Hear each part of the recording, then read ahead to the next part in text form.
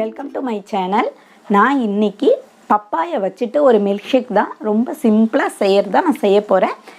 Gargi kitchen முதல் முறையாக பார்க்குறவங்க என்னோடய சேனல் சப்ஸ்கிரைப் பண்ணிக்கோங்க, கூடவே இருக்கிற பெல் பட்டனை கிளிக் பண்ணிக்கோங்க. வாங்க அது எப்படி செய்கிறதுன்னு பார்க்கலாம். இந்த பப்பாயை வச்சுட்டு தான் நம்ம இன்றைக்கி மில்க் ஷேக் பண்ண போகிறோம்.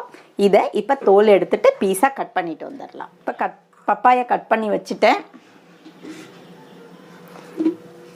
இதை மிக்ஸி ஜாரில் சேர்த்துக்கலாம்.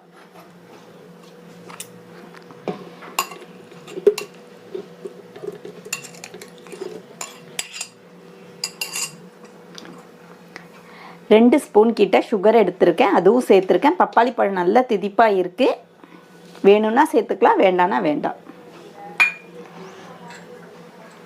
இது தேங்காய் பால், அரை கப்பு பால் தேங்காவை பால் எடுத்து ஃபஸ்ட்டு பால் எடுத்து வச்சுருக்கேன், அதுவும் இதில் சேர்த்துக்கிறேன்.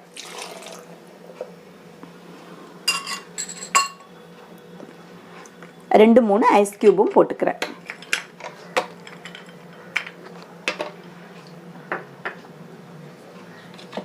இது பால் ஃப்ரீசரில் தான் வச்சுருந்தேன்னா அதுவும் சேர்த்துக்கிறேன்.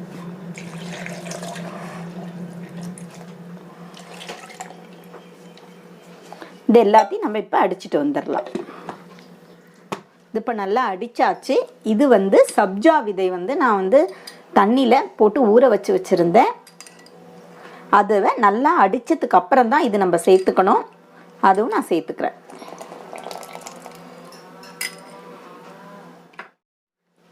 இது இப்போ நல்லா அடித்தாச்சு.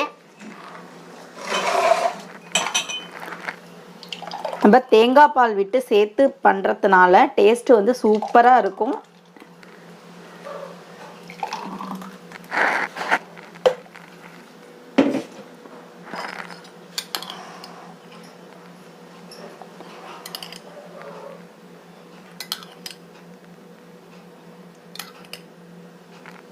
அவ்வளோதாங்க, பப்பாளி மில்க் ஷேக் நமக்கு ரெடி ஆயிடுச்சு. இதே மாதிரி செஞ்சு பாருங்கள். அடுத்த வீடியோவில் பார்க்கலாம். பாய்.